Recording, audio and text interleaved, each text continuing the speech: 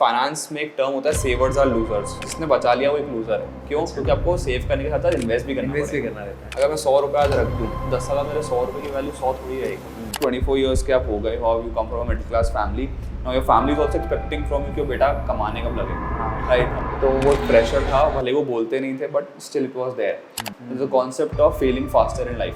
लोग एक तो डरते हैं फेल होने से, बट मैं बोलता हूँ फेल हो जाओ, वो जल्दी फेल हो जाओ। जैसे मुझे रियलाइज हो कि मेरे को CS नहीं करना है, तो मैं उस पर अटका नहीं रहा। अरे कि 1 साल अटके हैं, करेंगे फट हटाओ। जाकिर खान बोलता है ना कि हमें हमेशा हमारी औकात के एक कदम ऊपर नहीं एक कदम नीचे ही रहना है। तो वो कॉन्सेप्ट लोगों को समझना चाहिए। क्या होता है 25,000 की सैलरी में लोगों का आईफोन होता है। क्यों? क्योंकि 3,000 के आईफोन मिल रहा है। तो जो बैंक्स की भी गलती है कि वो 50,000 रुपये लोग डाउन पेमेंट रखते हैं और 10 लाख की कार इशू करते हैं।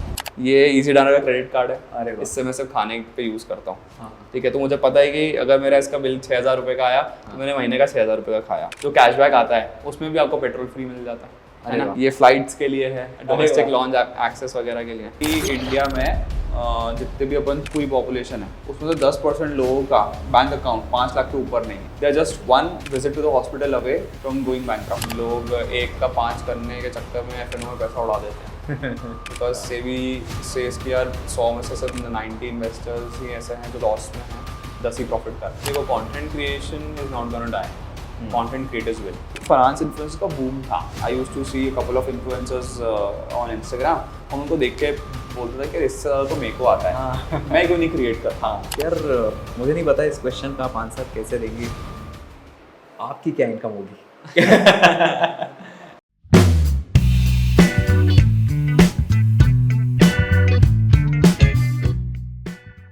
आज का ये जो पॉडकास्ट है बड़ा ही इम्पोर्टेंट और बड़ा ही मज़ेदार होने वाला है, क्योंकि आज आपके फेवरेट टॉपिक पैसे की बात करने वाले हैं हम लोग यहाँ पर। और आज के जो गेस्ट हैं हमारे बड़े ही शानदार एक्सपर्ट हैं फाइनेंस के, जिनका इंस्टा हैंडल आप चेक करेंगे तो CS उज्ज्वल पहावा के नाम से है। और पैसा कहाँ पे लगाना चाहिए और आपका पैसा कैसे बढ़ सकता है, और आप किसी भी एज के हों, चाहे आप जेन ज़ी हों आप, या फिर आप मेरे ख्याल से रिटायरमेंट पे जा रहे हों, तो कोई भी एज के अगर आप हैं तो आपके लिए आज का पॉडकास्ट में काफ़ी मज़ा आने वाला है। और आज हमारे साथ हैं CS उज्ज्वल पहावा। कैसे हैं उज्ज्वल भाई? बढ़िया प्रबल भाई, thank you so much for inviting me. आप बताइए। मैं एकदम बढ़िया हूँ। और आज की ऑडियंस के लिए ये आप आज का जो टॉपिक है हमारा बड़ा ही इंटरेस्टिंग है। और तो पहले हम लोग शुरू करते हैं आपकी जर्नी से। यार इस फील्ड में कैसे आए? जैसे कि आपके नाम में CS दिखता है तो ऑब्वियसली आपने किया हुआ है। TEDx में भी आप गए हुए हैं, फॉक्स में आपका नाम है, और कई सारे कॉलेजेस में भी जा रहे हैं, कई सारे अवार्ड मिले हैं। रिसेंट में मैंने देखा कि गूगल इंडिया के साथ भी कॉलेब किया था। तो हम लोग आपकी बात करते हैं जर्नी से और धीरे धीरे बाकी सब चीज़ों पे आते हैं। बिल्कुल। तो मैं कंपनी सेक्रेटरी कोर्स करके मुंबई गया था जॉब लेने के लिए। 4 महीने मैंने जॉब किया, तब मुझे रियलाइज़ होता है कि this is not something that I have to do for the rest of. ये 2019 की बात है। हाँ, 2019 में एग्जाम्स क्लियर करे। 2-3 महीने में मैंने मेरी जो आर्टिकल्स ऑफ इंटर्नशिप करनी होती है वो ढूंढी। 1 नवंबर आई शिफ्टेड टू बॉम्बे में मेरी इंटर्नशिप चालू करी। शुरुआत में कोई भी हम चीज़ चालू करते हैं बहुत अच्छा लगता है, राइट? ऑफिस अच्छा है, जो एक कॉर्पोरेट वाइब है वो आ रही है, but slowly I realise this is not something meant for me and this is not something that I wanted to do for the rest of my life. मैं बैठ के किसी के लिए रिटर्न्स नहीं बना सकता। I want to work for myself. तब मैं पापा के पास बीच में घर आया था। मैंने पापा को बोला, पापा मुझसे तो ये नहीं हो पाएगा, मुझे बिजनेस करना है, this is not what I want to do. And my dad was like कि बेटा तूने 4-4.5 साल पढ़ाई करी, इतनी पढ़ाई करी और अब तू बोल रहा है कि चीज़ छोड़ना है। तो my parents were also very supportive about it कि ठीक है छोड़ दो, कोई दिक्कत नहीं है, लाइफ इज़ शॉर्ट, आपको जो करना है करो। मैं छोड़ के ऐसे ही बिना कोई डिसीजन लिए कि मेरे पास कोई बैकअप भी नहीं था, मैं इंदौर आ गया। And trust me 16 March I came to Indore और अराउंड 21-22 को अपना लॉकडाउन लग गया था। हाँ, लॉकडाउन लग चुका था। Yes. तो उस टाइम में आई वाज एक्सप्लोरिंग थिंग्स कि क्या करना चाहिए।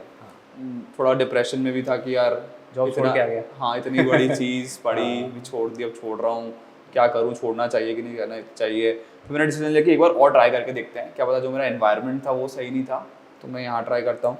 यहाँ मैं 2 दिन गया, 2 दिन एक फर्म में गया, वहाँ पे मुझे मज़ा नहीं आया, मतलब कि नहीं ये तो हो ही नहीं पाएगा, छोड़ देता है। वहाँ से 6 महीने में मैंने 2-3 चीज़ें ट्राई करी। मैंने एक ड्रॉप शिपिंग का स्टोर बनाया, उस पर बिज़नेस करने का ट्राई किया। मैंने एक ई-कॉमर्स प्रोडक्ट बनाया था, तो ये सब चीज़ें नहीं चली। अच्छा। हाँ, तो फेलियर्स आफ्टर फेलियर। में कुछ इन्वेस्टमेंट किया था आपने, कितना हुआ था इन इन इन कामों में? कुछ इन्वेस्टमेंट हाँ किया हाँ, होगा? कुछ छोटा मोटा इन्वेस्टमेंट था 30-35 हज़ार का, और हाँ। एक में तो जो मैंने ई प्रोडक्ट बनाया था उसमें से मेरा टाइम इन्वेस्ट किया था और कुछ इन्वेस्ट अच्छा। नहीं किया था। यस, बट अभी क्या हुआ कि मुझे ये सब फिगर आउट करते करते मैं लोगों से बात कर रहा था, मुझे रियलाइज़ हुआ कि यार why shouldn't I leverage my knowledge, कि जो मुझे आता है वही मैं पढ़ाने लग जाता हूँ, जस्ट फॉर द सेक कि यार अब एक 24 ईयर्स के आप हो गए, how you come from a middle class family, now your family is also expecting from you कि बेटा कमाने कब लगेगा, हाँ। राइट। तो वो प्रेशर था, भले वो बोलते नहीं थे but still it was there. तो मैंने एक 15,000 रुपये की जॉब ले ली थी जहाँ पे मैं पढ़ाने लग गया था बच्चों को। इंदौर में? एग्जैक्टली, इंदौर में। साथ साथ में I started creating content as well. ठीक है, अभी जब when I was figuring out my life कि अभी करना क्या है, तो तभी फाइनेंस इन्फ्लुएंसर का बूम था। I used to see a couple of influencers on Instagram, और उनको देख के बोलता था कि इससे ज़्यादा तो मेरे को आता है। हाँ। मैं क्यों नहीं क्रिएट करता। हाँ। तो मैंने मेरा फर्स्ट वीडियो सितंबर में शूट किया था and I posted it on 3rd और 4th of January. 4th of January, yes. 2000 इतना टाइम लग गया था। हाँ, 22 की बात, 22 की बात, 2022 एग्जैक्टली। तब मैंने पोस्ट किया ये वीडियो, मतलब मेरे को 3 से 3.5 महीने लग गए, इतना कॉन्फिडेंस कम था मुझे कि लोग क्या बोलेंगे, लोग क्या सोचेंगे, है ना, बट करना तो था। अब इस टाइम पे हुआ ये कि जब मैं बच्चों को भी पढ़ा रहा था तो मुझे वहाँ से एक अच्छा वैलिडेशन मिला कि सर आप बहुत अच्छा पढ़ाते हो, आप हमें ये सब्जेक्ट भी पढ़ा दो, है ना। उसी टाइम पे जो मेरे फॉलोअर्स थे वो भी बढ़ रहे थे, तो कहीं ना कहीं मुझे कॉन्फिडेंस आया कि नहीं, अगर कोई चीज़ है तो मैं अच्छे से समझा सकता हूँ। That's my quality, that's my God gift and I should work towards it. मैं पढ़ाता गया 9-10 महीने मैंने पढ़ाया, और तब कंटेंट भी मेरा बढ़ रहा था, मेरे अराउंड 60,000-70,000 फॉलोअर्स हो गए थे। Then I decided, and fair share of income, good income हो गई थी, जो शायद मैं अगर CS जॉब में करता उतनी इनकम मेरी हो जाती। अच्छा। ये मेरा अराउंड 7 मंथ्स में हो गया था। अरे वाह। Then I was very confident कि यार चलो ठीक है। I left my job and I concentrated full time on content creation. और कहीं ना कहीं जॉब के कारण भी ना एक ऐसा लगा था कि रुकावट आ रही है लाइफ में, कंटेंट में पूरा कर नहीं पा रहा। जैसे ही छोड़ा उसके 2 महीने में content I reach to 1 lakh followers. अरे वाह। यस, तो this was my journey. But यहाँ पे मैं एक लेसन जो देना चाहता हूँ ऑडियंस को, ये है कि अगर मैं लाइफ में जल्दी फेल नहीं होता तो शायद मैं जो मुझे चाहिए होता है उस पर नहीं आ पाता। The concept of failing faster in life. लोग एक तो डरते हैं फेल होने से, बट मैं बोलता हूँ फेल हो जाओ, वो जल्दी फेल हो जाओ। जैसे मुझे रियलाइज हो कि मेरे को CS नहीं करना है, तो मैं उस पर अटका नहीं रहा। अरे कि 1 साल अटके हैं, 2 साल करेंगे, पढ़ हटाओ, बिजनेस नहीं चला हटाओ, ई प्रोडक्ट नहीं चला हटाओ, ये भी नहीं चलता तो इसको भी हटा देता। तो failing faster is a concept of life जो सबको समझना चाहिए, और ये जल्दी जल्दी फेल होकर ही मैंने जो मैं करना चाहता हूँ लाइफ में, जो मेरी कॉलिंग थी वो मैंने ढूंढी। बहुत बढ़िया। तो पेरेंट्स का कैसा सपोर्ट है? बिल्कुल, पहले तो क्वेश्चन मार्क था उनके दिमाग में भी कि यार ये वीडियो क्यों बना रहा है, वीडियो बनाने से होता क्या है। And to be very honest, मुझे भी इससे जो मोनेटाइजेशन आता है वो उसका भी आइडिया नहीं था मेरे को बिल्कुल भी। I was only confident about कि मेरा पर्सनल ब्रांड बन जाएगा, I will get to go and speak at colleges and थोड़ा बहुत तो अपन कर ही लेंगे। बट इट फ्लू, ये चीज़ थी। तो being there at the right time at the right moment is very important. आप कुछ भी कर रहे हो, कुछ भी स्टार्ट कर रहे हो, तो राइट टाइम होना भी बहुत ज़रूरी है। बिल्कुल सही है। सो मतलब इस कन्वर्जेशन से अभी फ़िलहाल देखने वाली बात ये कि अगर फेल भी होना है तो फटाफट हम लोग डिसीजन लें, नहीं चल रही तो दूसरी चीज़ को एक्सप्लोर किया जा सकता है कि इसमें क्या हो रहा है। बिल्कुल बिल्कुल। अब आते हैं यार कि किस जनरेशन की बात करें पहले। आजकल जो हम लोगों को इन्वेस्टमेंट करना है, हम लोग यूथ की बात करें तो वो भी आजकल छोटे छोटे लोन ले रहे हैं, ये EMI पे कई सारी चीज़ें खरीद रहे हैं। मेरी एज तक के लोग भी काफ़ी कुछ प्लान कर रहे हैं जो रिटायरमेंट वाले हैं। तो मेरे ख्याल हम लोग शुरू करते हैं टीनेजर से कि जो आजकल इन्वेस्टमेंट पे शुरू कर दिया है उन लोगों ने, तो उनको किस तरीके से काम करना चाहिए। कई बार हम लोग कुछ केसेस देखते हैं कि वो इतना बड़े लोन ले लेते हैं कि कई बार लोगों को सुसाइड करना पड़ जाता है। बिल्कुल बिल्कुल। तो इसके बारे में थोड़ा सा आप देखिए, फाइनेंशियल लिटरेसी समझना बहुत ज़्यादा इंपॉर्टेंट है, क्योंकि you can not take money out of a person's life. हर किसी की लाइफ में पैसा तो है ही। हाँ। जैसे हम सांस ले रहे हैं, सबकी लाइफ में पैसा है, तो उसको रिमूव नहीं कर सकते। तो it is very important for everyone to learn financial literacy, right. अभी डिपेंड करता है कि आपकी सिचुएशन क्या है। लेट्स से फॉर एग्जांपल मेरी सिचुएशन अगर ले लूँ, today I am 27 years old, मैं अपनी फैमिली के साथ रहता हूँ, तो मुझमें कोई बर्डन नहीं है कि मुझे घर का रेंट देना है या फिर मुझे घर के लिए राशन लेकर आना है, राइट। कोई 27 ईयर्स का हो सकता है और उसको पूरा घर संभालना पड़ सकता है ड्यू टू एनी रीज़न। कोई अपने घर से बाहर रह रहा है, मुंबई रह रहा है, कोई दिल्ली रह रहा है, वहाँ भी उनको अपना घर चलाना पड़ता है। तो उसी अकॉर्डिंग आपकी पैसे की जो रिक्वायरमेंट्स वगैरह आती हैं, जो स्ट्रेस आता है, वो सब डिपेंड करता है। बट EMI, किसी भी चीज़ की EMI लेना, कोई भी चीज़ EMI पे लेना या फिर पैसे स्प्लर्ज करना, सब डिपेंड करता है कि आपका बेस कितना स्ट्रॉन्ग है। बाय बेस आई मीन कि आपके पास हेल्थ इंश्योरेंस है, आपके पास एक टर्म इंश्योरेंस है और आपके पास एक इमरजेंसी फंड है, राइट। अगर आपके पास 9 महीने का इमरजेंसी फंड है तो आप अपनी लाइफ में रिस्क ले सकते हो, ठीक है, क्योंकि अगर कोई चीज़ नहीं चली तो ठीक है, 9 महीने तक तो एटलीस्ट मेरा जो खर्चे हैं मेरे घर के वो इमरजेंसी फंड देख लेगा, right. Moreover health insurance चीज़, मैं आपको एक बात बताऊँ, एक फैक्ट है कि इंडिया में जितने भी अपन हैं, पूरी पॉपुलेशन है, उसमें से 10% लोगों का बैंक अकाउंट 5 लाख के ऊपर नहीं है। अच्छा, they are just one visit to the hospital away from going bankrupt, मतलब जीरो हो जाएंगे वो। मैं वाइट मनी की बात कर रहा हूँ, ब्लैक इतना भी हो सकता है। सो द पॉइंट इज कि यार प्रबल अगर बंदा एक ए करके बंदा है, उसके पास इमरजेंसी फंड नहीं है, उसके पास तो 4 लाख रुपए हैं, कल को उसका एक्सीडेंट हो जाता है, घर में किसी को इमरजेंसी आ जाती है, 4 के 8 लाख लग जाते हैं, 4 उसको बोरो करने पड़ते हैं, तो वो तो जीरो हो गया जो उसने 4 लाख शायद 10-15 साल में बनाए थे, राइट। तो आप अपना इमरजेंसी फंड बना के रखो, आप एक हेल्थ इंश्योरेंस लेकर रखो, आप टर्म इंश्योरेंस लेकर रखो। टर्म इंश्योरेंस कोई क्यों लेता है कि यार कोई अगर मेरे ऊपर डिपेंडेंट है और कल मैं नहीं रहूँ तो वो उसके एक्सपेंसेस चला सकता है, राइट। अगर मैं चला गया तो वो फाइनेंशियली वो भी वीक हो जाएंगे, ऐसा होता है। अब ये इस पर भी डिपेंड करता है कि आपकी फैमिली में कितने नंबर ऑफ अर्निंग मेंबर्स हैं, इनकम कहाँ से आ रही है, कितनी स्टेबल है, राइट। तो उस बेसिस पर आपको टर्म इंश्योरेंस लेना चाहिए। वंस दिस इज सेट, आपका बेस बन गया, इसके ऊपर यू लुक एट थिंग्स कि आप क्या खरीद रहे हैं। फॉर एग्जांपल आपकी 5 लाख की सैलरी और 15 लाख की कार खरीद रहे हैं तो बेवकूफ़ी है। 5 लाख की सैलरी में 5 लाख की कार लो, 1 लाख का डाउन पेमेंट रखो, फिर 4 लाख रुपए पे करना है आपको 5 साल के अंदर, 80,000 रुपये प्रिंसिपल है, थोड़ा सा इंटरेस्ट लगेगा उसमें 10-12% का, तो आप धीरे धीरे पे करते जाइए, है ना। मतलब जाकिर खान बोलता है ना कि हमें हमेशा हमारी औकात के एक कदम ऊपर नहीं, एक कदम नीचे ही रहना है, तो वो कॉन्सेप्ट लोगों को समझना चाहिए, राइट। क्या होता है 25,000 की सैलरी में लोगों का आईफोन होता है, क्यों? क्योंकि 3,000 के EMI आईफोन मिल रहा है, वो बात है। और एक्चुअली मतलब ये जो बैंक्स की भी गलती है कि वो 50,000 रुपये लोग डाउन पेमेंट रखते हैं और 10 लाख की कार इशू कर देते हैं, ले जाइए, राइट। बाद में लोगों को दिक्कत आती है, वो सोचते हैं कि अरे क्या 8,000 की तो EMI, हम 20,000 कमाते हैं, 8,000 आएंगे, 2,000 का पेट्रोल डलाएंगे, 10,000 में ऐश हो जाएगी, वो चीज़ है। ओके, सो यार अब थोड़ा सा डिस्कस करते हैं कि सपोज मैं कुछ इन्वेस्टमेंट करना चाहता हूँ, तो मुझे FD करनी चाहिए या फिर म्यूचुअल फंड में जाना चाहिए?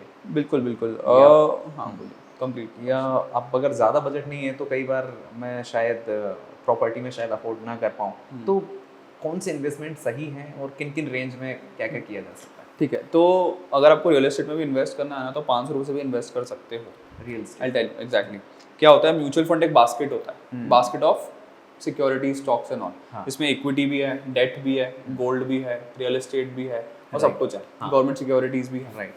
तो अगर आपको एक्सपोजर चाहिए तो एक्सपोजर तो ले सकते हो। अगर मैं आपको बोलूँ प्रबल जाके सामने का लैंड खरीद लो, अगर वो जो 1 करोड़ रुपए का आता है, मतलब कि यार लैंड का एक्सपोजर ही लेना है तुम्हें, तो कोई म्यूचुअल फंड पकड़ो जिसमें रियल एस्टेट एक एसेट क्लास है, राइट। समझ में आई बात? तो अभी FD भी एक अच्छी चीज़ होती है। FD is not right, depending upon कि मार्केट की साइकिल क्या चल रही है। अगर मैं अभी की बात करूँ तो अभी हम न्यूज़ सुन के आ रहे हैं कि ईरान और इराक में वॉर हो रहा है, इराक और सॉरी ईरान एंड ऑल, ये इजराइल या they are fighting, right. Russia and Ukraine में भी एक सिचुएशन बनी थी।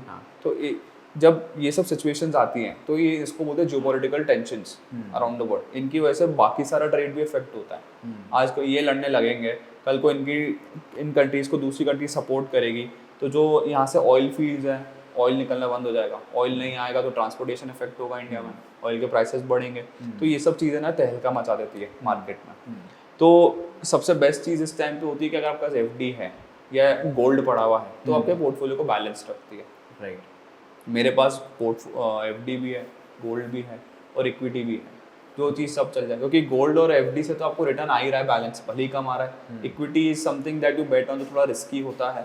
जो मार्केट जब अच्छा चलता है, जैसे पोस्ट कोविड जब रिकवरी हुई तो काफ़ी अच्छा रिटर्न बना, तो आपको अपना पोर्टफोलियो बैलेंस करके चलना चाहिए। आप 10% एफडी रखो, 20% गोल्ड रखो और 70% इक्विटी रखो। और this also depends on the age. अभी फॉर एग्जांपल मैं बहुत छोटा हूँ, 27 साल का हूँ, मेरे पास इतनी रिस्पॉन्सिबिलिटीज़ नहीं है, तो मैं अपना 100% एलोकेशन इक्विटीज़ में रख सकता हूँ। Okay, right. पर जैसे जैसे मैं बूढ़ा होते जाऊँगा, मेरे पास रिस्पॉन्सिबिलिटीज़ आती जाएगी कि मेरे को घर बनाना है, मेरे को मेरे एजिंग पेरेंट्स का ध्यान रखना है, मुझे मेरे चाइल्ड के एजुकेशन के लिए कलेक्ट करना है, उनकी माँ की कोई भी रीज़न हो सकता है, भाई बहन की शादी करानी, छोटे भाई बहन की, then I should be more ऐसे सिक्योर, सेफ चलना चाहिए। और गोल बेस्ड इन्वेस्टिंग नाम की चीज़ होती है, वो करना चाहिए। तो जितना फॉर एग्जांपल अगर मेरा लक्ष्य 7 साल बाद का है, तो मैं हायर रिस्क इंस्ट्रूमेंट्स में इन्वेस्ट करूँ, क्योंकि 7 साल के बाद तो आई एम वेरी श्योर कि उसमें पॉजिटिव रिटर्न आएगा। राइट।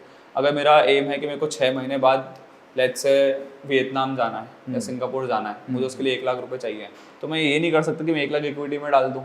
7 महीने बाद अगर वो 20% गिर गया तो मेरा नुकसान है, बट अगर मैं एफडी में डालूंगा तो आई एम वेरी वेरी श्योर कि वो बढ़ेगा ही। तो this is goal based investing, everyone should invest. या तो अपनी रिस्क एपेटाइट नाप लो कि आपकी रिस्क एपेटाइट क्या है। जैसे मैंने प्रीवियस इसमें बात करी थी, आपके पास इमरजेंसी फंड है, हेल्थ इंश्योरेंस है, टर्म इंश्योरेंस है, आप रिस्क लो। राइट।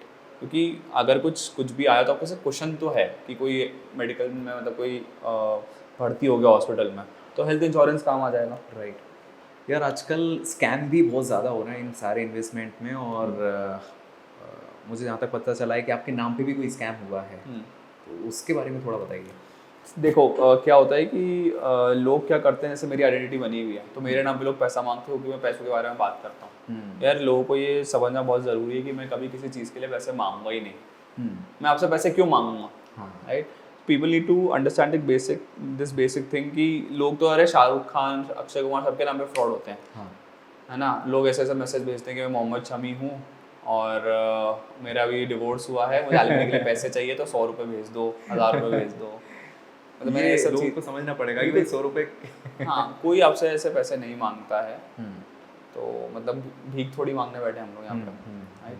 तो एक ये चीज़ है। और अगर आपको स्कैम से बचना है ना, तो आप पहले देखो कि यार आप किससे बात कर रहे हो।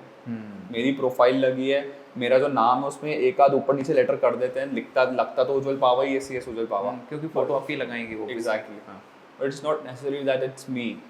इम्पर्सोनेशन होता है, बट थैंक गॉड अभी इंस्टाग्राम, मेटा, इन लोगों ने अच्छी चीज़ें करी है कि इम्पर्सोनेशन को हम रिपोर्ट कर सकते हैं। पहले हम रिपोर्ट कर करके थक जाते थे कि फेक अकाउंट से इंटरेक्ट मत करना। तो ये एक क्या बोलते हैं, अवेयरनेस आने में भी बहुत टाइम लगा मार्केट में। लोग फंस जाते थे, बहुत सारे लोग फंसे। They need to understand this. और हम इन्फ्लुएंसर्स चिल्ला के बोलते हैं कि यार हम ऐसा क्यों करेंगे। चलिए, जैसे एक तो ये चलिए आपके नाम पे हुआ, बाकी और क्या क्या फ्रॉड इसमें चल रहे हैं जिससे भी लोग परेशान हो रहे हैं? अरे बिल्कुल, जैसे मुझे भी थोड़े दिन पहले कॉल आया था अननोन नंबर से, और उसमें एक ऑटो प्लेट मैसेज था कि तराई के हिसाब से आपका नंबर फ्रॉड इलीगल एक्टिविटीज़ में यूज़ हो रहा है। अगर आपको लगता है कि ये नंबर गलत एक्टिविटीज़ में यूज़ नहीं हो रहा है तो आप 0 दबाइए और हमारी कस्टमर केयर एक्सपर्ट से बात कीजिए। मैंने सोचा, मैंने 0 दबाया और मेरा अकाउंट खाली हो जाएगा। अच्छा, ऑब्वियस सी बात है, क्योंकि इनका ये OTPs वगैरह सब चले जाते हैं, कॉल फॉरवर्डिंग हो जाती है। तो what they try to do is कि ये they try to reach to your mobile numbers, क्योंकि वहीं पे OTP आता है, वहीं से एक्सेस मिलता है इनको आपके बैंक अकाउंट का। तो कभी भी अननोन लिंक्स पे क्लिक मत कीजिए, कि उसमें से मैलवेयर सॉफ्टवेयर वगैरह होते हैं जो आपके फ़ोन में घुस के आपके सारा डेटा ट्रांसफ़र करा सकते हैं। मुझे मैसेजेस वगैरह आते हैं कि आपका जो रिटर्न पार्सल है वो हम आप तक पहुंचा नहीं पा रहे हैं, प्लीज़ इस लिंक को खोल के अपनी पूरी डिटेल्स डाल दीजिए। तो लोग बेवकूफ़ होते हैं, अपना नंबर, कार्ड वार्ड सब डाल देते हैं, सब डिटेल्स उनके पास चले जाती है, पेमेंट हो जाता है। अब होता क्या, पेमेंट तो हम भी करते हैं, पर हमें समझ में आता है कि इसकी वेबसाइट है, इस वेबसाइट से पेमेंट हो रहा है, बट वहाँ क्या होता है 20 रुपये का पेमेंट लिखा रहता है, बट वेबसाइट तो वही कंट्रोल कर रहे हैं, 20 लाख रुपये निकल जाते हैं लोगों के अकाउंट में से। राइट। तो ये कभी काम करना ही नहीं। किसी भी व्हाट्सएप मतलब स्पैम वगैरह जो होते हैं, ये आपको समझ में आना चाहिए कि how you need to understand कि what is spam and what is not spam, because ये सबके साथ हो रहा है। मतलब out of I think 2 out of 3 Indians today has been a victim of scam. मतलब उनके साथ स्कैम हुआ है, विक्टिम नहीं है, ट्राइड ऑन हुआ है। लोगों ने 4-4, 5-5 करोड़ लूज कर दिए इन सब चक्कर में। तो एक तो मेरे ख्याल से अवेयरनेस ज़्यादा ज़रूरी है इनसे बचने के लिए, कि समझना पड़ेगा। तो मेरे ख्याल से आप वीडियोस भी इस टाइप के काफ़ी बनाते हैं। हाँ, मैं ट्राई करता हूँ महीने में 1-2 वीडियो तो मैं स्कैम्स पे डाल ही दूँ, क्योंकि बहुत सारे तरीक़ों से स्कैम होते हैं। जो मेरे साथ होता है वो तो मैं ट्राई करता हूँ कवर करने का, बाकी अपन न्यूज़पेपर पढ़ लेते हैं, उससे समझ में आता है कि क्या स्कैम हो रहा है, कैसे ठगी हो रही है। आपको लोग फ़ोन करते हैं, इनफैक्ट अभी थोड़े दिन पहले की बात है, मेरे को फ़ोन आया था कि मैं कस्टम डिपार्टमेंट से बोल रहा हूँ गोवा के, आपका एक पार्सल पकड़ा गया है, आपने उसमें चरस गांजा वगैरह भेज रहे थे बाहर, अगर आपको बचना है तो मैं 20,000 रुपये भेज दीजिए, हम आपका ये वो नहीं करेंगे। ना सीधा सीधा स्कैम है, मतलब मैंने कोई पार्सल भेजा ही नहीं है। नहीं देखिए, हम लोग एक उस कम्युनिटी में कि हम लोग थोड़ा समझ पा रहे हैं, पर बहुत सारे लोगों को पता ही नहीं है। डर जाते हैं बहुत। हाँ, कि अरे एकदम से क्या कर वहाँ दिया। पर तो ठीक है। नेक्स्ट और कुछ और स्कैम बताना चाहेंगे, और किस तरीके के, मतलब जो फाइनेंस? अभी के इंडियन पोस्ट वाला स्कैम चल रहा है कि आपका पार्सल रिटर्न करना है आपको, तो आप इतने पैसे दे दीजिए, हम आपको दे देंगे। डिलीवरी ट्राई कर रहे हैं, नहीं हो पा रही है। एक जो मैंने आपको बताया कस्टम स्कैम वाला, है ना। इसके अलावा फ़ोन आता है, आपको बताया जाता है कि आपका नंबर मिसयूज़ हो रहा है गलत एक्टिविटीज़ के लिए, तो अगर आप चाहते हैं आपका फ़ोन बंद ना हो तो 0 दबा दीजिए। 0 दबाया बैंक अकाउंट खाली हो जाता है। और इसके अलावा एक वो फेक फ़ोन पे पेटीएम चल रहे हैं ऐप्स मार्केट में, वो लोग डाउनलोड कर लेते हैं, उससे पेमेंट कर देते हैं, पूरी आवाज़ आती है जैसे फ़ोन पे में आवाज़ आती है, दिखा सकते हो कि देखो अंकल पेमेंट हो गया, बट एक्चुअल में पेमेंट होती नहीं है। तो ये अवेयरनेस क्रिएट करते हैं कि कोई भी पेमेंट रिसीव कर रहा है तो पहले अपनी बैंक स्टेटमेंट जाके चेक कर लो उसी ऐप में कि पेमेंट आई कि नहीं आई है। राइट। बहुत सारे स्कैम्स हैं। मैंने आपके कोलैबोरेशन देखे हैं कि जैसे कि आप गूगल इंडिया के साथ और भी काफ़ी अच्छे ब्रांड के साथ कोलैब कर रहे हैं, तो क्या स्कोप है इस फील्ड में, जिस फाइनेंस में आप हैं और भी क्रिएटर इस फील्ड में काम करना चाहते हैं, क्या बताना चाहेंगे? बहुत अच्छा स्कोप है, बट अभी मैं कहना चाहूँगी सैचुरेशन आ गया है, क्योंकि फाइनेंस लो कोई और भी फील्ड ले लो, बहुत लोग आ गए हैं इस फील्ड में। Yes exactly. बट यहाँ क्या होता है कि आपको क्रेडिबिलिटी बहुत इंपॉर्टेंट है बनाना। या तो आपकी क्रेडिबिलिटी एक्सपीरियंस से बनेगी या फिर डिग्री से बनेगी। तो आपके पास दोनों में से कुछ तो होना चाहिए। जैसे मेरे पास CS की डिग्री है, ठीक है, अब मुझे 3 साल का एक्सपीरियंस भी हो गया फाइनेंस की फील्ड में, तो I have both the things. तो जो भी ब्रांड मेरे को अप्रोच करेगा दे विल बी लाइक कि नहीं ठीक है, Ujjwal Pawa has both the things and people will trust him. तो वहाँ अभी फाइनेंस कंटेंट तो कोई भी बना सकता है, मैंने आप किसी और का कॉपी कर लिया। राइट है, जैसे अगर मैं ही आपके वीडियोस देखूं तो मैं खुद भी क्रिएट कर कॉपी करके सकता बना हूं। सकते हो, कोई बड़ी बात नहीं है। मतलब थोड़ा सा बड़े दो तो करना है। हाँ। बट लोग कितना आपको ट्रस्ट करते हैं, आपकी फेस की वैल्यू कितनी है। देखो मतलब बात यह है कि मैंने जब बूम था इसका, तब मैंने जब बनाना शुरू किया हाँ। तब जब ब्रांड्स इन्फ्लुएंसर मार्केटिंग में आ रहे थे, दे रिकग्नाइज माय फेस, या नहीं उज्ज्वल पावा है। ऐसे ऐसे बहुत सारे इन्फ्लुएंसर हैं जिनके काम तो उनके फेस से ही चल जाता है कि यही चाहिए हमको, we don't know the other face, who is it. जैसे हम मूवीज़ भी देखने जाते हैं, हमें बहुत सारे एक्टर्स ऐसे होते हैं कि यार हमें पता नहीं कि इनका नाम क्या है, लेकिन हम रिकॉल कर लेते हैं यार इसको तो बहुत बार देखा हुआ है अपन, है ना। ऐसा होता है, बिल्कुल बात है। यार उज्ज्वल भाई, हमारे साथ ना आर्टिस्ट कम्युनिटी, कुछ माइक्रो इन्फ्लुएंसर भी हैं, कुछ मैक्रो भी हैं, बहुत सारे लोग कनेक्टेड हैं, तो सबकी इनकम भी एक अलग अलग है। मैं एकदम ऐसा नहीं बता सकता, पर अगर मैं मान के चलूँ कि किसी मतलब एक एवरेज लेके चल रहा हूँ, कभी 30 से 50 हज़ार के बीच के अगर मान के चलूँ किसी की मंथली इनकम है, तो उसे किस टाइप के इन्वेस्टमेंट में जाना चाहिए और क्या करना चाहिए? मैंने शुरुआत में एक बात बोली थी कि कितना आपके ऊपर प्रेशर है about running your house and all those things. हो सकता है कि कोई इन्फ्लुएंसर कोई छोटे से गांव का है, वो MP के, बट वो इंदौर में रह रहा हो, ही इज़ अर्निंग 50,000 रुपीज़। और एक इन्फ्लुएंसर हो सकता है कि वो इंदौर में ही रहता है, वो 50,000 कमा रहा है, और दोनों कमा 50,000 है, लेकिन दोनों के खर्चे अलग हैं। पहले वाले को रेंट देना पड़ रहा है, खुद का खाना सॉर्ट करना पड़ रहा है, दूसरा लोग घर में ही सब कुछ मिल रहा है। समझ रहे हैं बात को? But yes, the thumb rule says कि मतलब थंब रूल तो 10% बोलता है, लेकिन मैं बोलता हूँ 20%। अब एटलीस्ट अपनी सैलरी का 10% सेव करो इन लिक्विड कैश। अच्छा, 1 लाख कमाया, 10,000 रुपये आपके पास कैश होना चाहिए हर मंथ, जो आप सेपरेट रख दो। और जो बचा 20%, 20,000 रुपीज़ हैं, वो आप इन्वेस्ट करो। उसके बाद जो बचा है उससे अपने खर्चे चलाओ। ऐसा नहीं है कि जो बचा उसको इन्वेस्ट कर दिया, दैट्स अ रॉन्ग रूल। मतलब अगर हम rich dad poor dad book पढ़ें, तो उसमें बोला गया है कि the thumb rule of finance should be to pay yourself first. लोग क्या करते हैं, लोग इनकम आई पहले खर्चे निकाल लेते हैं पूरे अपने, उसके बाद जो बचता है उसको सेव इन्वेस्ट कर लेते हैं, सेव कर लेते हैं। बट ऐसा नहीं होना चाहिए। आपका पैसा है, आपको you should be selfish about your money, कि मैंने आज 50,000 रुपये कमाए हैं, मैं चाहता हूँ कि I should pay my self 20,000 first. उसके बाद जो 30,000 बचेगा उससे मैं रेंट दूंगा, लाइट का खर्चा दूंगा, खाना खाऊंगा, पेट्रोल करूंगा, कोचिंग की फीस दूंगा, कुछ भी दूंगा। फिर उसमें आपको सैक्रिफाइस करना, राइट। बट होता है थोड़ा, मतलब बोलते हैं यार 30,000 में खर्चा कैसे चलेगा इंदौर में। एक एग्जांपल दे रहा हूँ, चल सकते हो, ऑब्वियसली बात है। बट इन्फ्लुएंसर्स को थोड़ी अपनी लाइफस्टाइल मेंटेन करके रखनी पड़ती है, कपड़े अच्छे पहनने पड़ते हैं, कार चलानी पड़ती हैं, आईफोन भी चाहिए। आईफोन भी चाहिए एग्जैक्टली। तो तब उस सिचुएशंस में क्या होता है कि फिर आपको मैनेज करना है। मतलब अगर आप क्योंकि क्या होता है जो ये 30 के पहले की एज होती है, 20 is all about forming a habit. आपको कोई नहीं बोल रहा है कि 50,000 की एसआईपी करो, 25,000 की एसआईपी करो। आप इस एज में अपना हैबिट बना लोगे, 30 की उम्र में फिर आप जब आप थोड़े और बड़े बन जाओगे, आपकी इनकम लेवल्स भी बढ़ जाएंगे, तो I think you will be able to do it. मतलब आपकी हैबिट बन गई तो वो एक हैबिट फॉर्म हो जाएगी। तो आप लाख रुपए कमाओ, 5 कमाओ, 10 कमाओ, आप 20-30% सेव कर ही लोगे, आपका ही फायदा है। लेकिन अब इस एज में हैबिट नहीं डाली, बाद में दिक्कत आती है। और क्यों 10% लिक्विड सेव करना ज़रूरी है, इज बिकॉज कल को आगे जाकर आपको कोई बिजनेस स्टार्ट करना है, आपको शादी करनी है, आपको किसी चीज़ का डाउन पेमेंट रखना है, तो you should have liquid cash. Right. और मैं तो ये कहता हूँ कि जो आपने 20% इन्वेस्ट किया उसको तो भूल ही जाओ, कभी हाथ ही नहीं लगाना। कभी आपको अपने इन्वेस्टमेंट को ब्रेक करके पैसा निकालना ही नहीं है। हाँ, वो this should be in your mind. यार उज्जवल भाई, मैं इंदौर में करीब 15 सालों से हूँ। अभी प्रॉपर्टीज़ के रेंट जो देख रहे हैं, मतलब कि रेंट की बोलो या उनको ख़रीदना हो, रेट्स तो बहुत अच्छे खासे रेट हैं।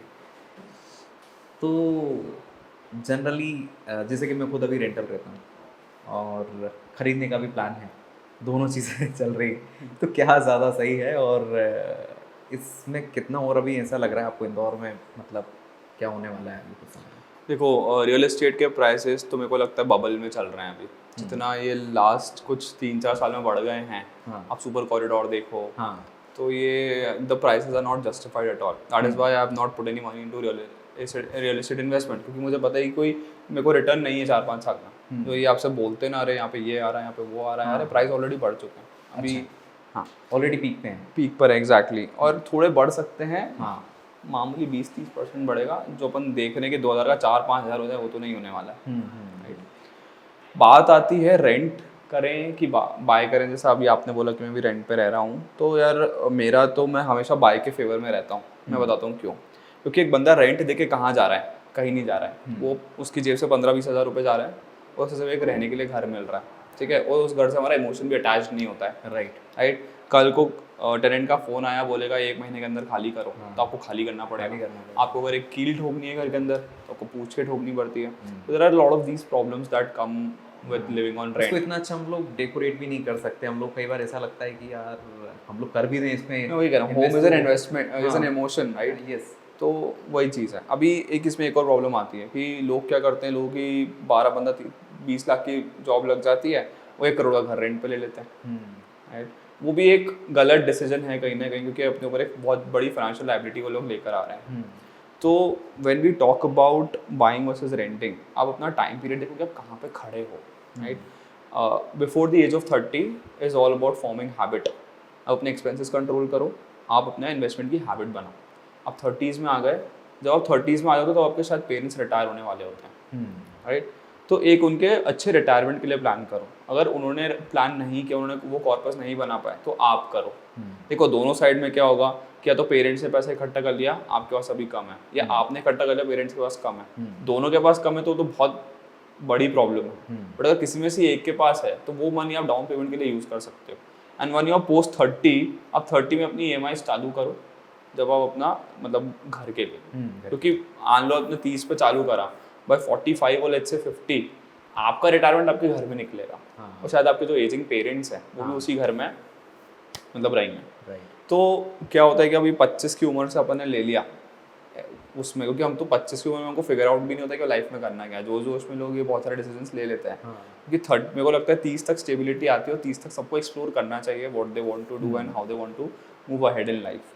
क्योंकि यार renting is not the solution. और अगर मैं आपको मैथ्स भी बताऊँ तो बहुत सारे ऐसे कैलकुलेशंस वगैरह चलते हैं इंस्टाग्राम पे और यूट्यूब पे। हाँ, मैंने बहुत सारी ऐसी रील देखी, उसमें वो कहा गया है कि भाई परचेज करने की ज़रूरत ही नहीं है। हाँ।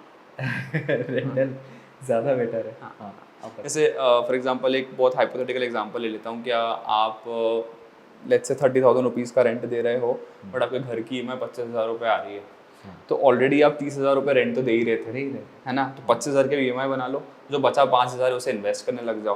तो जब आप इन्वेस्ट करोगे तो 20 साल में 5,000 क्या बन जाएंगे वो आपको भी नहीं पता। राइट। तो कहीं ना कहीं आपकी overall cost of house will reduce down.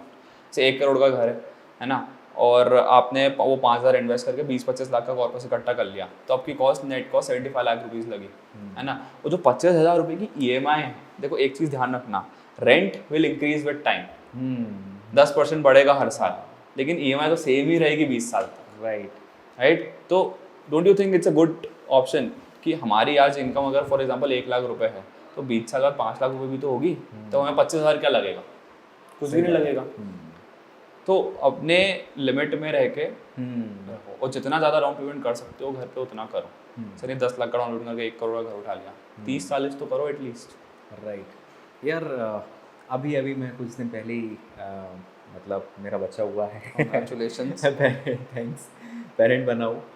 अब ये मेरे लिए भी एकदम नया एक्सपीरियंस है। हाँ। और कुछ दिन पहले ही मैंने देखा कि यार बच्चों की मतलब ये स्कूल अगर भेजते हैं तो यार 1-1 लाख रुपए, मतलब KG1 KG2 नर्सरी में मतलब इतना खर्चा है। मतलब मुझे लग रहा है आगे की पढ़ाई तो और क्या होगी, मतलब अभी इनिशियली तो मेरे जैसे जो और लोग भी पेरेंट्स बनने वाले हैं या बन गए हैं, हम लोगों को क्या प्लान करना चाहिए कि भाई वो आगे अभी पढ़ाई होनी है उसकी, तो एक वो खर्चा होगा, शादी होगी तब तो पता नहीं कितने की होगी और क्या होगा। तो ऐसे क्या इन्वेस्टमेंट प्लान करें जिससे कि मतलब एकदम ऐसा ना हो कि एकदम बहुत ज़्यादा बर्डन लगे कि यार इतना पैसा कैसे लेके आए। Very good point. देखो आपका लड़का हुआ लड़की हुई है? लड़का हुआ है। चलो बढ़िया। अब जैसे कहते हैं अगर लड़की होती है तो एक गवर्नमेंट की स्कीम है सुकन्या समृद्धि योजना। It's a very good scheme, around 8% returns के आसपास वो दे देती है। आप हर महीने उसमें इन्वेस्ट करते जाओ या जैसे आपको सही लगे, क्वार्टरली एंड ऑल। आप साल में एक बार भी डाल सकते हो, वो डिपेंड करता है कैसे आपका रिटर्न कंपाउंड होगा क्वार्टरली, मतलब जैसे आप टाइम पीरियड पे डालेंगे वैसे। अभी इसमें आप 21 तक डालते हो पैसा, और 21 का विड्रॉ करते हो तो अराउंड 67 to 75 लाख के रुपीज़ के बीच में आपका अमाउंट आ जाता है ना। तो जब आपका बच्चा मतलब आपकी बेटी 21 ईयर्स की होगी तब you will have 75 lakh rupees with you, तो प्रॉब्ली उस वक्त 75 लाख रुपीज़ की वैल्यू 20 लाख रुपीज़ होगी। या तो उसे अच्छा एजुकेशन दे दोगे या उसकी अच्छी से शादी कर दोगे विद दैट अमाउंट, राइट।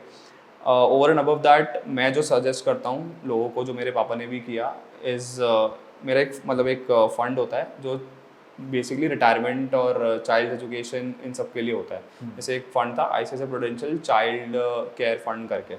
तो पापा क्या हुआ था कि जब मतलब मैं पैदा हुआ था उसके 1-2 साल बाद पापा ने कुछ 25,000 रुपीज़ कुछ उस फंड में डाल दिए थे मेरे नाम पे। अच्छा। और अभी 18 साल के बाद मैंने सोचा जब विड्रॉ करे तो अराउंड 8 लाख रुपीज़ और समथिंग। कितना? 8 लाख। तो 16 टाइम्स वो पैसा हो गया था। 25,000 रुपीज़ के इन्वेस्ट 2000 में डाले थे, 1999 में डाले थे, आई एम नॉट श्योर। मैंने अभी 2 साल पहले उसे मतलब तोड़ के किसी और चीज़ में उसको किया, क्योंकि अब तो मैं बड़ा हो गया था ऐसा। तो 16 टाइम्स वो हो गए थे। अब पापा ने वन टाइम इन्वेस्टमेंट किया था, अगर वो 500 रुपये डालते जाते तो आज might be the return would have been more, right. तो ऐसे ही आप कुछ प्लान कर सकते हो कि अपनी बेटी के नाम पे ये कुछ चाइल्ड केयर फंड्स वगैरह जो होते हैं उसमें अपने पैसा डाल दिया। अब 500 रुपये महीना डालो, 5,000 रुपये डालो, जैसे आपकी हैसियत है। ये क्या होता है, सुकन्या समृद्धि योजना 8% रिटर्न देती है। इन स्कीम्स में आप डालोगे 15-15, 18% रिटर्न आएगा, तो ऑब्वियसली और कॉर्पस विल बी डबल और ट्रिपल, क्योंकि कंपाउंडिंग यहाँ पे काम करती है। तो 2-2.5 करोड़ रुपये आप आराम से बना सकते हो। अच्छा, कितना इन्वेस्ट करके? यार ये तो कैलकुलेशन लगाना पड़ेगा, but let's say for example 5,000 rupees आप इन्वेस्ट करते हो और 5,000 रुपीज़ स्टिक रहते हो, उसको अब EMI मानो कि मेरी EMI है जो 20 साल तक देनी है ना, पर मंथ की। तो 5,000 रुपीज़ हमने महीने में 20 साल में कितना इन्वेस्ट कर दिया, 16 to 12, 12 लाख रुपये इन्वेस्ट कर दिया। तो ये अराउंड 1.5-1.2 करोड़ के बीच में आपका 1.5 to 2 करोड़ के बीच में आई थिंक आपका वो आ जाएगा, सरप्लस आ जाएगा। तो 2 करोड़ की उस टाइम पे वैल्यू क्या होगी, 50-60 लाख रुपये होगी। शादी भी हो जाएगी और एजुकेशन भी हो जाएगा। हाँ। तो ये लोगों को प्लान करना चाहिए। यूजुअली क्या करते हैं हम लोग, ये PF एक ऑप्शन होता है, public provident fund and all, तो उसमें जाते हैं, उसमें पैसा डालते हैं। वहाँ बच्चों उनको लगता है कि पैसा ज़्यादा सेफ रहेगा, but mutual funds actually can make you rich. That is one thing that people need to understand. और विद टाइम अगर हम देखें तो इंडिया की SIPs जो हैं, आज इंडिया महीने की 20,000 करोड़ की SIP कर रहा है, which is doubled before the COVID time. Covid 4 साल पहले 10,000 करोड़ फिगर था, 4 साल में वो डबल हो गया है। इतनी अवेयरनेस बढ़ गई है लोगों में। तो मार्केट में जितना पैसा आएगा, अच्छी बात है। यार मुझे नहीं पता इस क्वेश्चन का आप आंसर कैसे देंगे, आपकी क्या इनकम होगी? देखो यार, ये तो मैं नहीं बताता हूँ लोगों को, बट या good share of income, touch wood, भगवान की दया से। बट इसमें एक ये चीज़ होती है कि यार influencers have a short lived careers. तो जितना एक इंसान 20 साल में कमाता है वो हम थोड़े कम टाइम में कमा लेते हैं उस चीज़ को। बट मतलब आई थिंक अगर आपने इन्फ्लुएंसिंग कर ली है तो आप जीवन में कोई भी काम कर सकते हैं। This is what I feel, because your हर 3 महीने में देयर इज अ चेंज, ठीक है, whether it's about a trend, whether it's about how you present yourself and whatever. वो मैं देखते जा रहा हूँ आपकी प्रोफाइल पे जो भी चेंजेस या कुछ भी आ रहे हैं तो आप फटाफट करते भी जा रहे हो उन सब चीज़ों को। हाँ नहीं, वो करना बहुत ज़रूरी है। मतलब आपका दिमाग इसमें 24/7 काम करता है। रात को मैं सोते सोते मेरे को थॉट आ गया, या it is related to my finance decision only, कि मैंने अगर मैं घर बना रहा हूँ, मेरा बजट 1 करोड़ का था तो मैंने 80 लाख में कैसे बना दिया, why shouldn't I make a reel on that, मैंने कहाँ पैसे बचाए, कैसे बचाए, क्या करके बचाए, राइट। तो कभी कभी क्या होता है कि कोई अपने पर्सनल लाइफ एक्सपीरियंसेस में शेयर कर देता हूँ, राइट। और अपन इतना न्यूज़ वगैरह पढ़ते हैं तो ये सब चीज़ें, तो this constant learning in this profession, constant learning हो गई, कॉन्स्टेंट चेंजिंग हो गया। 24/7 आप योर माइंड इज़ वर्किंग, आप फ्री नहीं हो सकते। जैसे क्या होता है, लैपटॉप बंद कर देते हैं 8 बजे, उसके बाद चिल, सुबह 8 बजे खोलेंगे। अपनी इन्फ्लुएंसर्स की लाइफ में ऐसा नहीं होता। कोई 12 बजे कुछ हो गया तो अगले दिन रील बनानी है उसके ऊपर, ये सब चीज़ें हैं। But we very fast and adaptive. यार आजकल क्रेडिट कार्ड भी काफ़ी चल गए हैं, तो चाहे वो स्टूडेंट है, हर किसी के पास क्रेडिट कार्ड है। तो कैसे यूज़ करना चाहिए और क्या परेशानियां भी लोग भुगत रहे हैं उसके कारण, तो दोनों के बारे में बताइए। तो credit card is like clay. हाँ, क्ले क्या भगवान भी बना सकते हो, डेविल भी बना सकते हो, है ना। क्रेडिट कार्ड आपके लिए वो चीज़ है, या तो उसको अच्छे से यूज़ कर लो, या लोन ले लेके आप कचरा कर दो। अब बैंकों की भी क्या गलती है कि 20,000 रुपये की इनकम पे 40,000 रुपये का वो क्रेडिट कार्ड दे देते हैं। तो वही इंसान फिर डूबेगा नहीं तो क्या करेगा, right. But what people need to understand for a good financial point of view is that कि आपकी जो भी क्रेडिट कार्ड लिमिट है, स्टे अंडर 30%। आप अपने क्रेडिट कार्ड की लिमिट को 1 लाख है तो 1 लाख मत समझो, उसको 30,000 रुपये समझो, है ना। और मैं आज सब कुछ क्रेडिट कार्ड पे लेता हूँ, मतलब नॉट टॉकिंग अबाउट छोटी मोटी चीज़ें, खाना पीना एंड ऑल, पेट्रोल भरवाया, कपड़े लिए, परफ्यूम, डियो, जूते, घूमने गया, फ्लाइट टिकट्स एंड ऑल, सब कुछ। क्यों? क्योंकि कैशबैक बहुत अच्छा आता है। आप ऐसे क्रेडिट कार्ड्स लो, इस पर कैशबैक अच्छा आता है। मैं आपको एग्जांपल देता हूँ, मैं SBI का वो ऑक्टेन वाला क्रेडिट कार्ड यूज़ करता हूँ, BPCL वाला, ठीक है। तो मैंने पिछले साल अराउंड 60,000 रुपीज़ का फ्यूल भरवाया था उसी कार्ड से। आप मानोगे नहीं मुझे कितने रुपए का पेट्रोल फ्री मिला, 7,500 रुपये का। अच्छा यार, मेरे पास क्रेडिट कार्ड है, लिमिट भी अच्छी, पर मैं यूज़ ही नहीं करता उसको। नहीं, आपको करना चाहिए। डर लगता है, डिपेंड्स नहीं, इसे डरना की कोई बात नहीं होती है इसमें। आपको यू हैव कॉन्फिडेंस कि यार आपको पेट्रोल तो भराना ही है। हाँ, पेट्रोल तो भराना, पैसे तो देने ही पड़ेंगे, है ना। बस ये होता है कि यार हम करते जाते हैं यूज़ करते जाते हो, फिर हमें बाद में बाप रे इतने का बिल बन गया। ये एक चीज़ रहती है, ठीक है। ये चीज़ मेरे साथ थी, now I have controlled on this, ठीक है। तो मैंने सब अलग अलग क्रेडिट कार्ड, मैं अपना वॉलेट खोल के दिखाऊंगा, कितने मेरे पास 7-8 होंगे। आपको दिखाता हूँ, मैं नंबर तो नहीं दिखाऊंगा। तो देखो, ये इजी डाना का क्रेडिट कार्ड है, इससे मैं सिर्फ खाने पे यूज़ करता हूँ, ठीक है। तो मुझे पता है कि अगर मेरा इसका बिल 6,000 रुपये का आया तो मैंने महीने का 6,000 रुपये का खाया, तो इसमें फूड पे बहुत अच्छे डिस्काउंट्स मिलते हैं। अच्छा, ठीक है। ये रहा SBI का BPCL वाला कार्ड जो मैं बात कर रहा था, पेट्रोल का। इसमें पेट्रोल में कैशबैक मिलता है सीधा 6.5% का। 100 रुपये का पेट्रोल लीटर है तो आपको वो इफेक्टिव 93.25 पड़ता है, ऐसा कुछ पड़ता है। जो कैशबैक आता है उसमें भी आपको पेट्रोल फ्री मिल जाता है ना। 1,500 रुपये की फीस है बस, और 1,500 रुपये का पेट्रोल देते हैं फ्री में ये लोग, बहुत दयालु हैं। फिर एक ICICI का रखा हुआ है, इसमें फ्री मूवीज़ वगैरह मिलती है मेरे को। इससे सिर्फ मूवीज़, हाँ मतलब थोड़ा कपड़े वपड़े। एक अमेरिकन एक्सप्रेस का कार्ड है, इस पे ताज के वाउचर, मैरिड के वाउचर्स वगैरह हैं, ठीक है। अभी जगह नहीं थी तो और अंदर है, बताता हूँ मैं आपको। ये फ्लाइट्स के लिए है, डोमेस्टिक लॉन्च एक्सेस वगैरह के लिए। और ये अभी दिलजीत दोसांझ की टिकट बुक करनी थी। अच्छा। तो पिक्सल लिया था, but it has also ticket आपको? हाँ, मिल गई। अरे वाह। तो मिंत्रा वगैरह का जो फैशन वगैरह ये कैशबैक देता है मिंत्रा पे, मेक माई ट्रिप, इन सब पे। और बाकी जो 2 छोटे मोटे कार्ड हैं जैसे इंटरनेशनल ट्रैवल के लिए है। अरे तो टोटल 7 कार्ड है। हाँ, 1 2 3 4 5 6 7 8 कार्ड। यार काफ़ी कुछ सीख सकते हो आज आप उस वजह से। और मैं भी ट्राई करता हूँ यार अब क्रेडिट बिल्कुल हर चीज़ के लिए कार्ड रखो, मतलब आई थिंक आपके फाइनेंसेस ही सॉर्ट भी कर देता है. It is not that difficult to use a credit card. Like I told, it's like clay, whether you make a devil or a god out of it, it's in your hand, right. अभी ये American express की जो limit है, American express जान उसको पता नहीं क्यों ज़्यादा लिमिट देता है. इसकी लिमिट 4,70,000 रुपये है. अच्छा. ये तो उतनी इनकम भी नहीं है. तो पॉइंट ये है इनकम कि आपने बताई नहीं. हाँ नहीं, मतलब एक बात बता रहा हूँ, अब आपको अंदाजा लग गया होगा. तो पॉइंट ये है कि ये बर्बाद करने के लिए है. और फिर ये बोलता है आपको कि 1,90,000 रुपये खर्च करो, 10,000 का ताज का वाउचर देंगे. ये सब तो ऑफर भी ऐसे चलाता है कि लोग ट्राई करें कि खरीदें यार. एग्जैक्टली. तो ये सब चीज़ें हैं. You should be mindful of using your cards.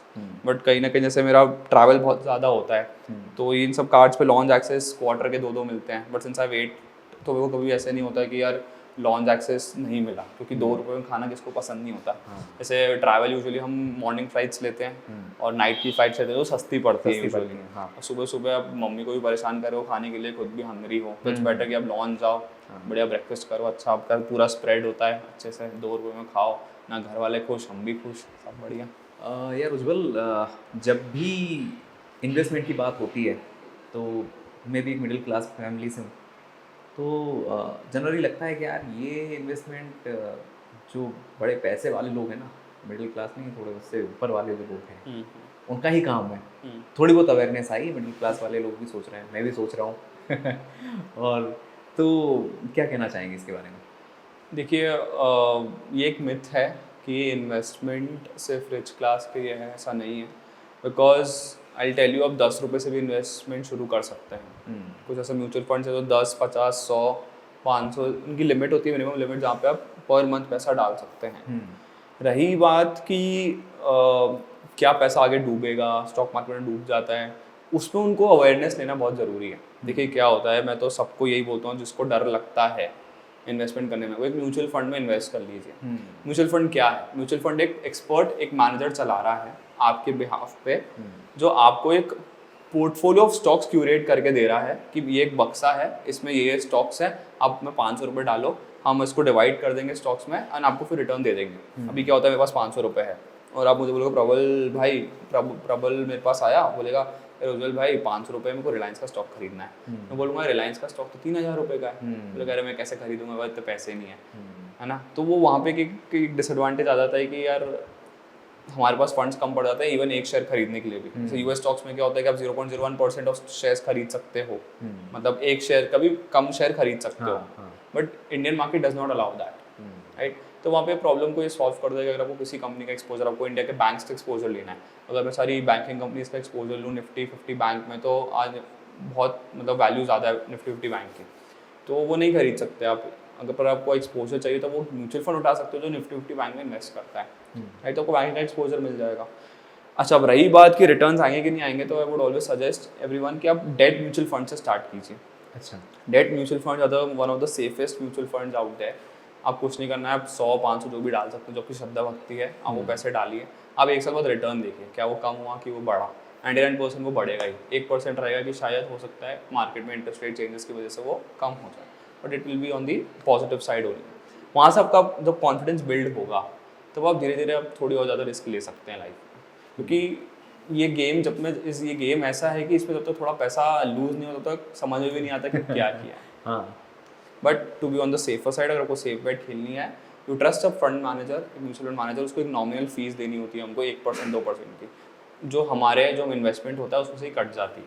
So it's like Prabal की, for example you have let's say 1,000 rupees to invest and you come to Ujjwal कि यार मेरे को ये 1,000 रुपये लगाने, आप मुझे बता दो मैं कहाँ लगाऊँ. मुझे बोलेगा मेरी फीस ही 2,000 रुपये है, कहाँ से देखो बता दो 2,000 रुपये तू कहाँ लगाएगा. बट तू म्यूचुअल फंड जब you go to mutual fund company, वो बोलेगी ठीक है 1,000 रुपये दे दो, हम जब आपके 10,000 रुपये हो जाएंगे, मतलब जो भी अमाउंट जब आप विड्रॉ करोगे उसमें हम सिर्फ आपसे 1% लेंगे. अब ऐसे क्या है कि उनको तो मिल तो 100 रुपये रहे हैं, but for them this corpus is like 10,000 crore rupees. अच्छा, आप इन्वेस्ट कर रहे हो, इंदौर के 10 लोग और कर रहे हैं, मुंबई में 100 लोग कर रहे हैं, दिल्ली में 500 लोग कर रहे हैं, तो सबसे 100 करके वो उनका अपना खर्चा चलाते हैं. ऐसा इसको कहते हैं एक्सपेंस रेशियो, राइट. अभी जब आप म्यूचुअल फंड में इन्वेस्ट करेंगे तो उसको समझ में आएगा कि यार एक्सपेंस रेशियो भी देख के इन्वेस्ट करना चाहिए. इस फंड का 0.5 है तो इस फंड का 1% है, but when we see that in the long term तो करोड़ों का डिफरेंस आ जाता है उसमें। अच्छा, तो इन्वेस्टमेंट भी मतलब शॉर्ट टर्म करोगे तो अलग है और अगर लॉन्ग टर्म करोगे तो ही हाँ, मतलब पेशेंस इज द की। जैसे अपन सुनते थे ना कि पापा ने दादाजी ने 10 रुपए में ज़मीन ली थी, आज 2000 रुपये के रेट में बेची है, तो ये वहाँ पे वही है।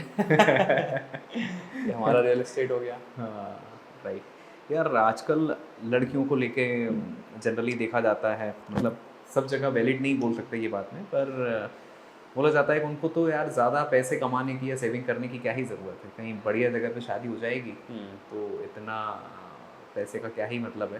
पर मैं देखता हूँ कि बहुत सारी लड़कियाँ खुद ही स्टेबल होना चाहती हैं इस फील्ड में, चाहती हैं कि हम लोग क्यों ही डिपेंडेंट बने किसी पे। तो उनके लिए क्या बोलना चाहोगे? बहुत सारी लड़कियां जॉब कर रही हैं, वो किस तरीके से invest? Again same thing, like being a girl you might not have that much responsibility as a guy, but आजकल की लड़कियां भी रिस्पॉन्सिबिलिटीज ले रही हैं, they are running houses, that's a very good thing, ठीक है। और खुद डिपेंडेंट हो, मैं खुद अपनी बहन को बोलता हूँ कि यार आप अपने ऊपर डिपेंडेंट रहो। कल को आपका हस्बैंड है नहीं, उसकी जॉब या बिजनेस है ही नहीं, you don't know, but at least if you are capable of doing it, आप वो घर चला सकते हो।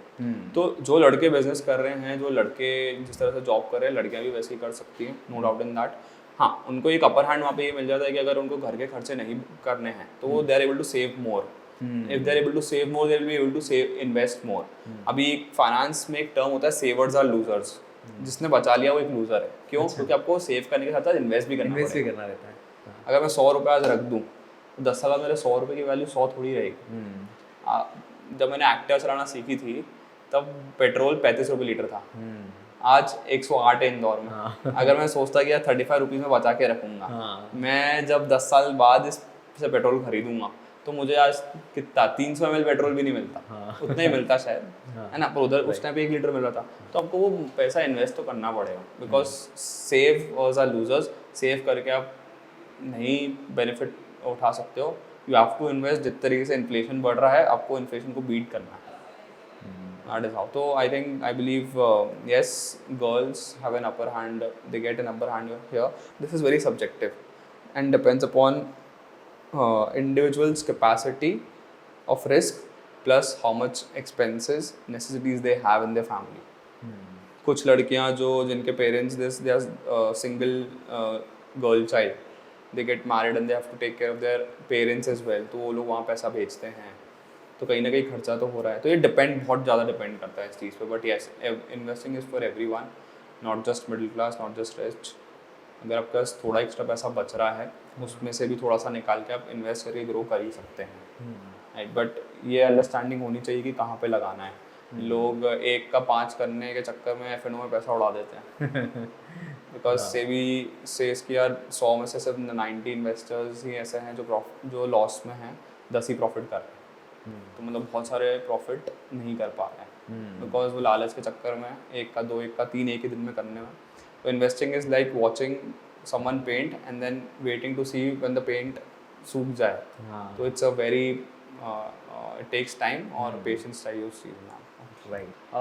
आते हैं वापस से थोड़ा सा आपके कंटेंट क्रिएशन पे। बहुत बढ़िया कॉन्सेप्ट के साथ आप वीडियो बनाते हैं, कई बार खुद ही पेरेंट भी बनते हैं, और जो लोग धोखाधड़ी करते हैं कभी वो भी बन जाते हो। गोल्ड वाले का भी वीडियो देखा था मैंने। तो कैसे ये पूरी प्लानिंग करते हो कंटेंट की? See finance is a very boring field, right. It's a video job. को देख के तो नहीं लगता। Yes, it's a job of the influencer to make it interesting, right? तो वहाँ पे बहुत क्रिएटिविटी लगती है, नो डाउट वो there. Over and above that what I feel is कि अगर आप कंटेंट बनाना है, it should be relatable to the audience. जैसे आज प्रबल मैं आपसे बात कर रहा हूँ, ठीक है, आपने मुझसे एक फाइनेंस का क्वेश्चन पूछा कि यार उज्ज्वल ये चीज़ ऐसी होती है कि इसको ऐसे करना है, वैसे करना है। आई विल लाइक कि ठीक है, अगर ये डाउट प्रबल को है तो माइट बी पॉसिबल कि a lot of audience might have this. When I talk to people I find content from there. अच्छा। और मैं ऐसा कंटेंट बनाता हूँ जो रिलेटेबल होता है। जैसे एक प्रॉब्लम ऐसा नहीं कि प्रबल कोई प्रॉब्लम होगी, आज बहुत सारे लोगों को प्रॉब्लम हो सकती है। Second, I always make sure कि जो मेरा कंटेंट है वो 5 साल का बच्चा भी समझ जाए। It is that easy.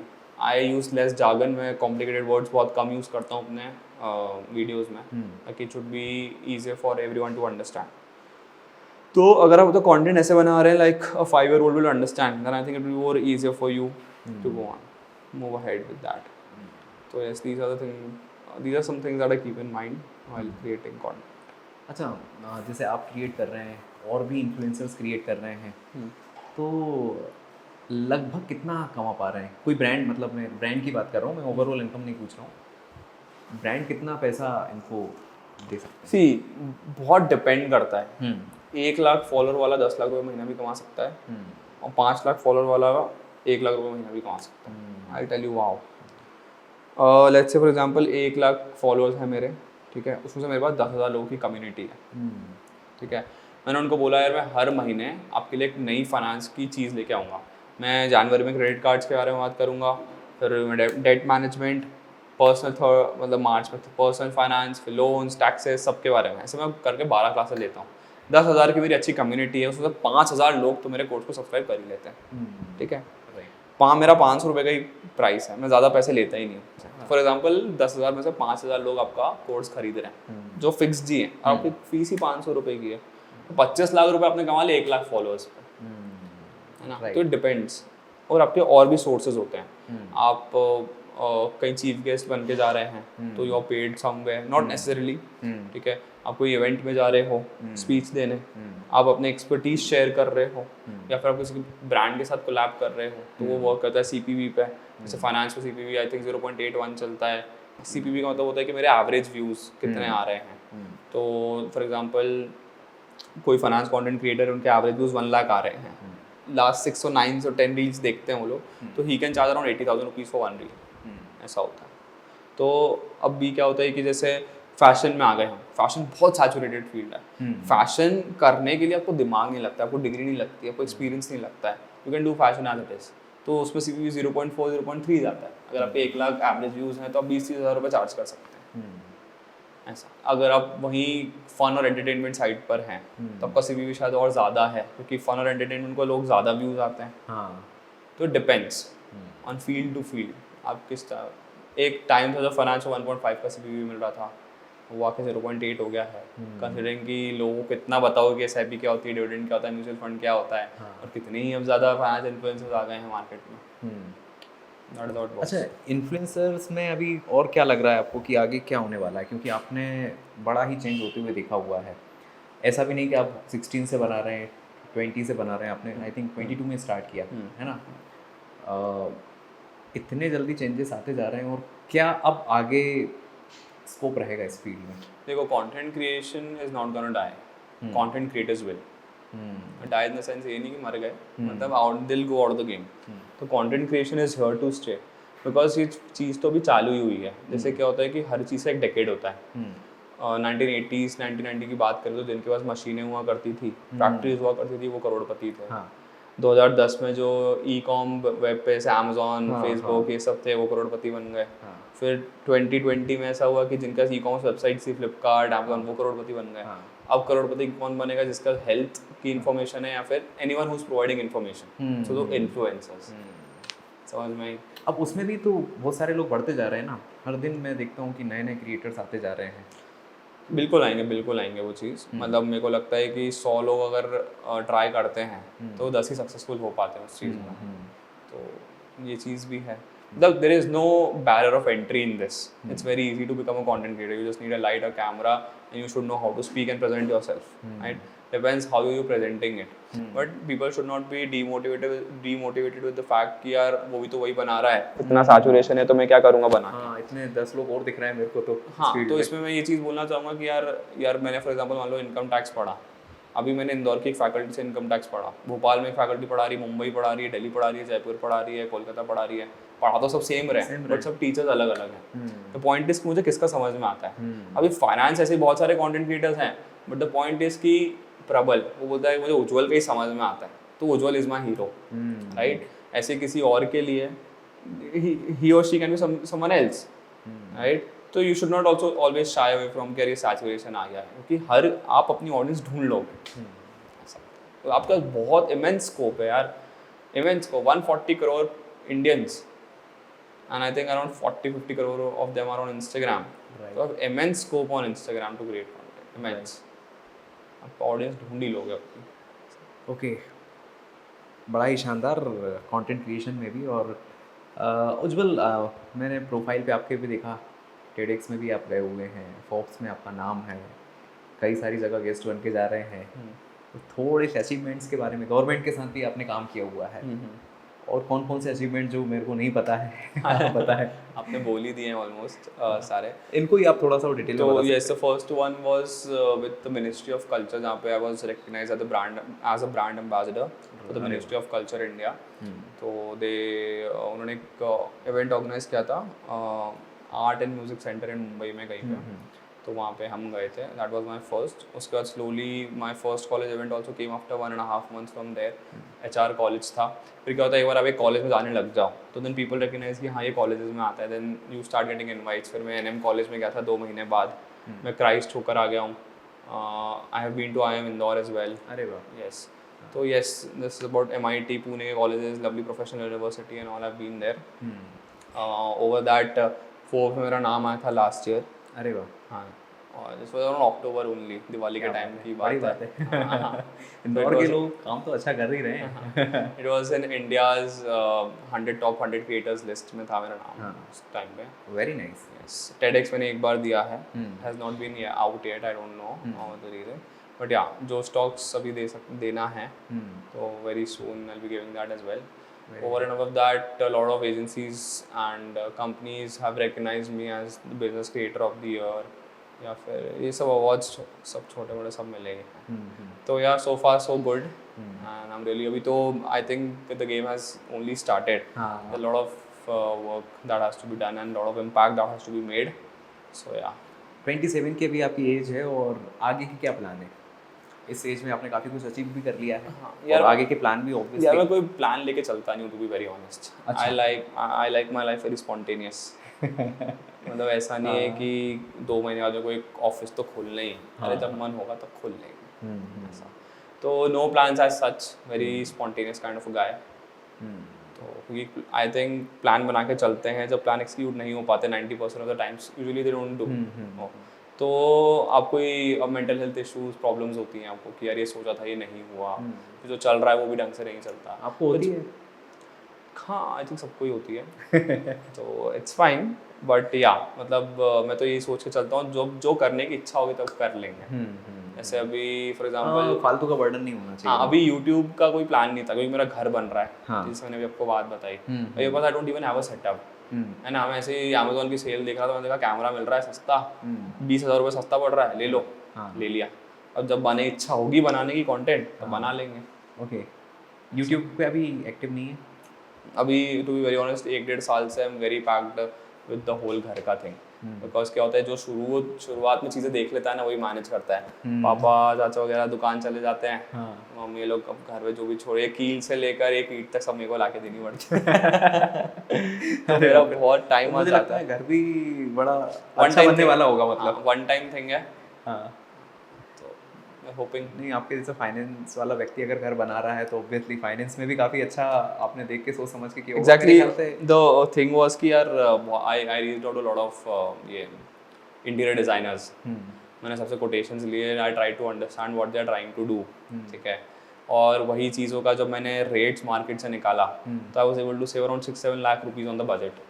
मैंने आपको बोला कि यार फिर मैं ही बनाता हूँ ना। फिर मतलब हर जगह पे माइंडसेट आपका उसी तरीके से चलता होगा ना, कहीं पे भी कुछ भी। अभी क्या हो गया, अगर आप फाइनेंस फील्ड में हो, अभी you are thinking finance 24/7, you will try to save money on lot of things. मैं ये ब्रैग नहीं करूँगा, बट मैंने जितने भी गैजेट्स वगैरह लिए हैं, सब एकदम अच्छे स्टील डील में लिए हैं। For example I tell you, इससे पिछले साल जो नवरात्रि थी, मार्च में जो आते हैं ना, मार्च वाली नवरात्रि जो आती है गुड़ी पड़वा के टाइम पे, उस टाइम पे मैं मुंबई में था, तब मैकबुक पर 10% ऑफ मिल रहा था।